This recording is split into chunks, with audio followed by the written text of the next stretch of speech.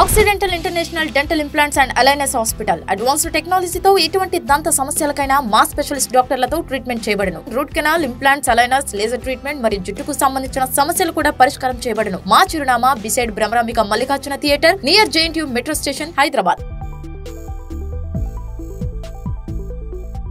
Hello everyone, this is doctor Madhuri, founder of Occidental. So ఈరోజు మనం చాలా నీడ్ ఉన్న టాపిక్, ఇప్పుడున్న ఈ సమ్మర్ సీజన్కి చాలా అవసరమైన టాపిక్ సన్ స్ట్రోక్ గురించి తెలుసుకుందాం.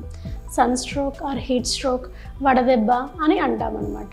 సో ఈ సన్ స్ట్రోక్ అనేది ఎప్పుడు వస్తుంది, ఏ ఏజ్ వాళ్ళకి ఎక్కువ వస్తుంది, సో ఎలాంటి సిమ్టమ్స్ అనేది చూస్తాము, ఎలాంటి జాగ్రత్తలు తీసుకోవాలి, ఒకవేళ సన్ స్ట్రోక్ వచ్చిన వాళ్ళు డిలే చేయటం వల్ల ఎలాంటి ప్రాబ్లమ్స్ వస్తాయి అనేది డీటెయిల్గా తెలుసుకుందాము.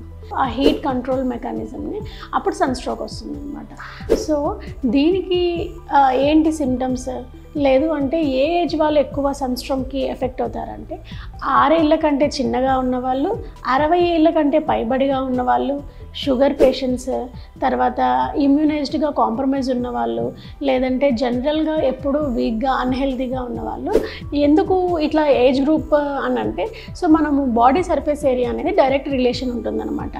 ఎంత బాడీ సర్ఫేస్ ఏరియా ఎక్కువగా ఉంటుందో అంత తక్కువ హీట్ స్ట్రోక్కి గురవుతారు. ఇప్పుడు ఫర్ ఎగ్జాంపుల్ చిన్నపిల్లలను చూసుకున్నాం అనుకోండి, వాళ్ళ బాడీ సర్ఫేస్ ఏరియా అనేది చాలా తక్కువగా ఉంటుంది, వాళ్ళ చర్మం అనేది చాలా లేతగా ఉంటుంది, అందుకని వాళ్ళు ఎక్కువగా సన్ స్ట్రోక్కి ఎఫెక్ట్ అయ్యే అవకాశం ఉంటుంది.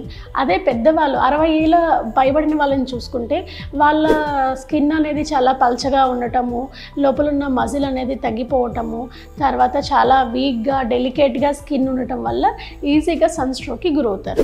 సన్ స్ట్రోక్కి గురైన వాళ్ళు ఎప్పుడైతే ఈ హీట్ టెంపరేచర్ కంట్రోల్ మెకానిజం అనేది బాడీలో ఫెయిల్ అవుతుందో అప్పుడు మనము 40 డిగ్రీస్ పైగా టెంపరేచర్, 104 డిగ్రీస్ ఫారెన్ హీట్ పైగా టెంపరేచర్ అనేది చూస్తూ ఉంటాం అనమాట. టెంపరేచర్తో పాటు తర్వాత మజిల్ పెయిన్ ఉంటుంది, వీక్నెస్ ఉంటుంది, వామిటింగ్ సెన్సేషన్ ఉంటుంది కొంతమందిలో అన్కాన్షియస్ అయిపోయే అవకాశం కూడా ఉంటుందన్నమాట. దీనికి మనము ఈ సన్ స్ట్రోక్ నుంచి ఎలా కాపాడుకోవచ్చు అంటే, ఫస్ట్ థింగ్ మనకి సన్ స్ట్రోక్ ఉన్నా లేకపోయినా సో ఓరల్ డ్రింక్స్ అనేది ఎక్కువ తీసుకుంటూ ఉండాలి. దాంట్లో ఏమేమి తీసుకుంటారు అంటే, నాట్ ఓన్లీ వాటర్, కొబ్బరి బోండం, coconut water, then ORS, then సబ్జా వాటర్, ఇవన్నీ మజ్జిగ, ఇవన్నీ మనము డైలీ రొటీన్గా ఇంక్లూడ్ చేయాలన్నమాట. ఇలాంటివి ద్రవ పదార్థాలు ఎక్కువ తాగటం వల్ల, సో మన బాడీలో ఫ్లూయిడ్ కంటెంట్ ఎక్కువ ఉండటం వల్ల మనకి సన్ స్ట్రోక్ అనేది కొద్దిగా తక్కువగా వచ్చే ఛాన్సెస్ ఉన్నాయన్నమాట.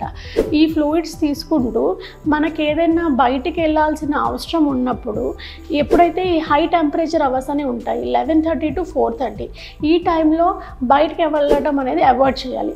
ఒకవేళ బయటికి వెళ్ళాల్సి వచ్చింది అంటే ప్రొఫెషనల్గా పనిపరంగా కానీ ఎమర్జెన్సీ వల్ల బయటికి వెళ్ళాలి అంటే ఎటువంటి జాగ్రత్తలు తీసుకోవాలి అంటే, ఫస్ట్ థింగ్ కాటన్ క్లాత్స్, లూజ్గా ఉన్న క్లాత్స్ వేసుకోవాలి.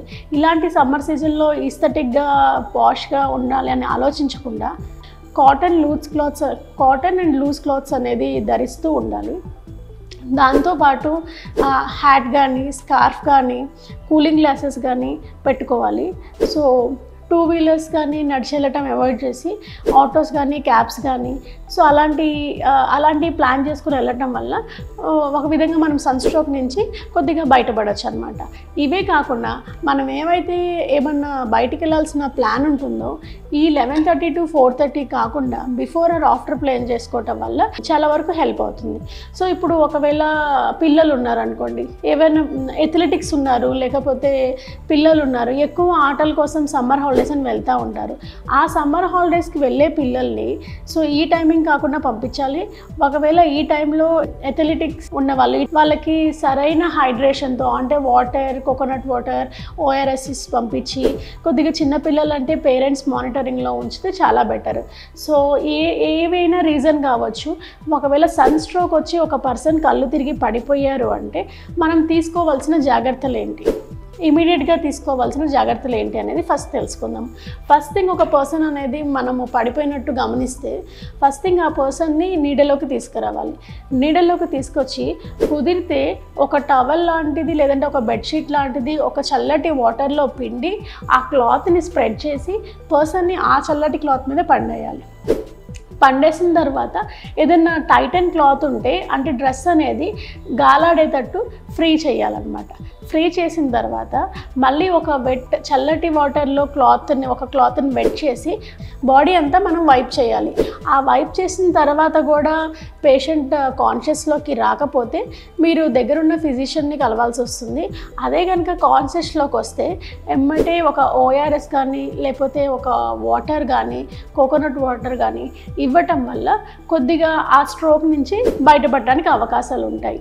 సో ఇవి ఉన్న ప్రికాషనరీ చేసిన తర్వాత కూడా అన్కాన్షియస్గా ఉంటే దగ్గరున్న ఫిజిషియన్కి వెళ్ళినప్పుడు వాళ్ళు ఐవీ ఫ్లూయిడ్స్ ఇచ్చి దాని తర్వాత కిడ్నీ కానీ లివర్ కానీ బ్రెయిన్ కానీ ఏమైనా ప్రాబ్లం వచ్చింది ఏమైనా మానిటర్ చేసుకొని దానికి తగ్గట్టు వాళ్ళు అనేది ఫర్దర్ స్టెప్స్ తీసుకుంటారు. సో సన్ స్ట్రోక్ అనేది చాలా సమ్మర్ సీజన్లో ఫ్రీక్వెంట్గా చూసే ప్రాబ్లము.